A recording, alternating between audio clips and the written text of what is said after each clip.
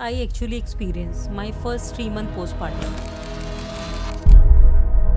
First 2 days का दर्द really unbearable होता है. During pregnancy, everybody say, prepare yourself, your body will change.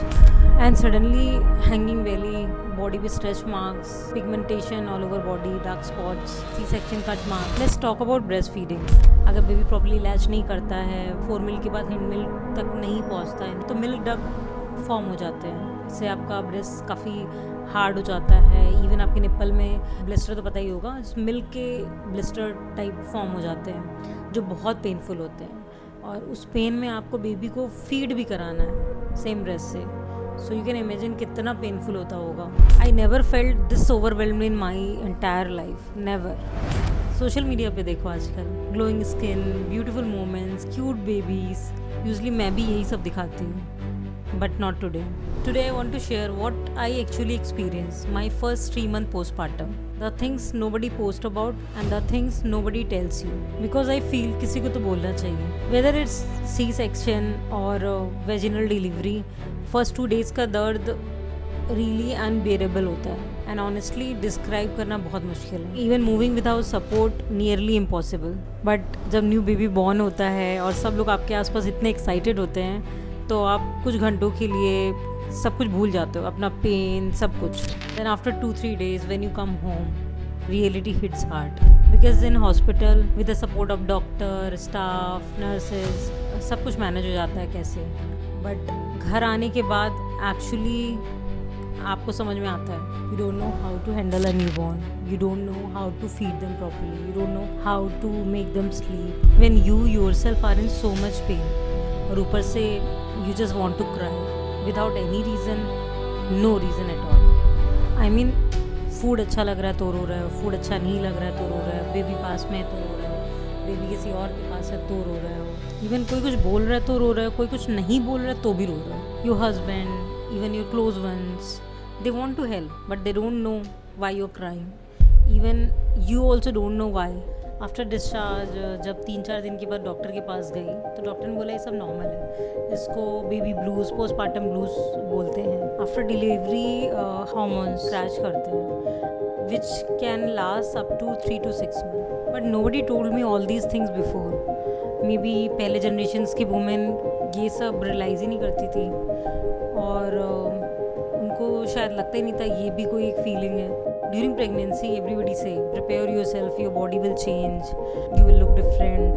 But nobody tells you, खाली अलग दिखती नहीं है मगर आपको बहुत अलग फील भी होता है. और घर आने के बाद जब फर्स्ट टाइम मैंने अपने आप को मिरर में देखा, अपना बेली देखा, सो आई couldn't recognize myself.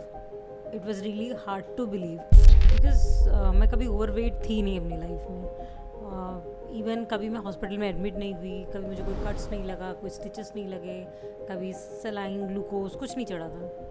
तो ये सारा एक्सपीरियंस मेरे लिए बहुत बहुत नया था. And suddenly hanging belly, body पे stretch marks, pigmentation all over body, dark spots, C-section cut marks, swollen body. So जब मैं मिरर के सामने खड़ी हुई तो मैं सोचने लगी ये मैं ही हूँ या कोई और है. इवन यू नो उस टाइम पे कोई भी मिलने आया घर पे या हॉस्पिटल में, सब लोग ये पूछते थे बेबी कैसा है, प्रॉपर्ली फीड कर रहा है नहीं कर रहा, प्रॉपर्ली सो रहा है नहीं सो रहा है, उसको तुम ब्रेस्ट मिल्क दे रही हो या फॉर्मूला दे रही हो. हार्डली कोई पूछता था कि तुम कैसी हो, कैसा फील कर रही हो, पेन हो रहा है नहीं हो रहा है, या कैसे सब मैनेज कर रही हो. एंड ऑनेस्टली ये सब मैं खुद से भी नहीं पूछ रही थी. Let's talk about breast feeding. Actually इसके बारे में कोई ऑनेस्टली बात करता ही नहीं है. एंड आई ऑल्सो थॉट कि ये नेचुरल प्रोसेस है, अपने आप हो जाएगा, but it doesn't. First day in hospital nurse told me, even while doing my massage वाली दीदी, शी टोल्ड मी कि आपका मिल्क सप्लाई आ रहा है, आप फॉर्मूला क्यों फालतू में दे रहे हो. Then I got to know कि लाइक कि हाँ ये सारे साइन और सिम्टम्स होते हैं कि हाँ आपका ब्रेस्ट फुल है, आपको फीड कराना चाहिए. इवन नोबडी टोल्ड मी जब बेबी प्रॉपर्ली लैच नहीं करता है, खाली 4 मिल्क पीता है, 4 मिल्क हिंड मिल्क भी कुछ होता है ये भी नहीं मुझे पता था. 4 मिल्क मतलब जो इनिशियली बेबी लैच करता है, जो स्टार्टिंग में मिल्क आता है 4 मिल्क होता है. हिंड मिल्क जब वो डीपली लैच करता है, जब वो 4 मिल्क फिनिश कर देता है, उसके बाद जो सेकेंड स्टेज आती है हिंड मिल्क की आती है. सो ये सब मुझे पहले नहीं पता था। और अगर बेबी प्रॉपर्ली लैच नहीं करता है, हैंड मिल्क मतलब 4 मिल्क के बाद हैंड मिल्क तक नहीं पहुंचता है, नहीं करता है, तो मिल्क डक्ट फॉर्म हो जाते हैं। इससे आपका ब्रेस्ट काफ़ी हार्ड हो जाता है। इवन आपके निप्पल में ब्लिस्टर तो पता ही होगा, मिल्क के ब्लिस्टर टाइप फॉर्म हो जाते हैं जो बहुत पेनफुल होते हैं। और उस पेन में आपको बेबी को फीड भी कराना है सेम ब्रेस्ट से। सो यू कैन इमेजिन कितना पेनफुल होता होगा। आप चाह के भी रेस्ट नहीं कर सकते, आपको पिलाना ही हर 1-2 घंटे में। इन दैट सिचुएशन लिटरली आप रोते हो।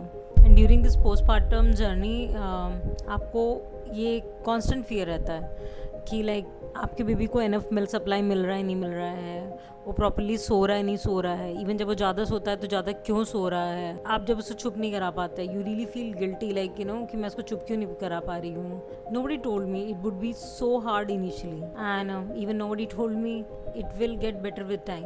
Physical exertion, everybody understand that, but the mental load, that's something else entirely, something you have never felt before। 24 घंटे एक छोटी सी जान जो टोटली आप पे डिपेंड करती है, उसका feeding time, diaper change time, doctor appointment, supplements देना, कब सोया, कब खाया, कब रोया, कब बर्प किया नहीं किया, कब लास्ट पूप किया, ये सारी चीज़ें यू नो आपको ध्यान रखनी पड़ती है। और on top of that your personal work, your professional work, people, expectations, so much more। I never felt this overwhelmed in my entire life, never। And touch wood, I had all possible support system like my mom, my mother-in-law, domestic helps, you know, other support like Japa and all। Most importantly my husband। And I don't think so इन लोगों के बिना मैं 3 months survive भी कर पाती थी। I sometimes stop and think जिनके पास ये सारे सपोर्ट सिस्टम नहीं होते हैं, how do they do it. They truly say it takes a village to raise a child. And now new mom guilt it's real, very real. Baby is crying, guilt, उसको enough milk मिल रहा है नहीं मिल रहा है, ज़्यादा सो रहा है तो भी गिल्ट, इसको कुछ दिक्कत तो नहीं है, ज़्यादा पॉटी कर रहा है तो गिल्ट, यू नो मैंने कुछ उल्टा सीधा नहीं खाया या इसको कुछ गलत इफेक्ट तो नहीं हुआ, यू नो अगर मैं अपना काम करती हूँ तो भी गिल्ट कि am I being selfish। I felt frustrated in between all this, even just for a second। Then also guilt, am I a bad mom। But कोई आपको नहीं बताता है कि गिल्ट फील करना बहुत नॉर्मल है, सब फील करते हैं। और अगर आप गिल्ट फील कर रहे हो मतलब आप जो भी कर सकते हो कर रहे हो, और जो भी कर रहे हो सही कर रहे हो। एंड ऑलवेज रिमेंबर दैट बुरे लोगों को गिल्ट नहीं होता है, तो आप अच्छे हो। Now let me tell you what actually worked for me. First and most important, अपने पार्टनर को क्लियरली बोलना आप क्या फील कर रहे हो और आपको क्या चाहिए। And please don't assume, he will understand. वो भी फर्स्ट टाइम डैड बना है तो उनको कुछ नहीं पता है, आपको बताना पड़ेगा।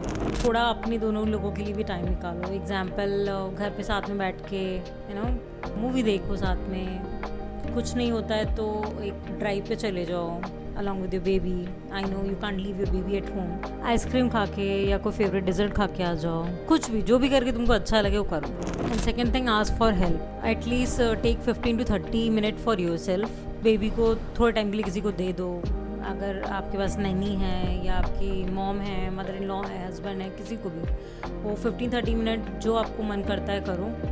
And don't feel guilty about that, because जब आप खुश रहोगे तभी आप बेबी को भी खुश रख पाओगे। एंड थर्ड, सुनो सबकी, बट लास्ट डिसीजन आपका है।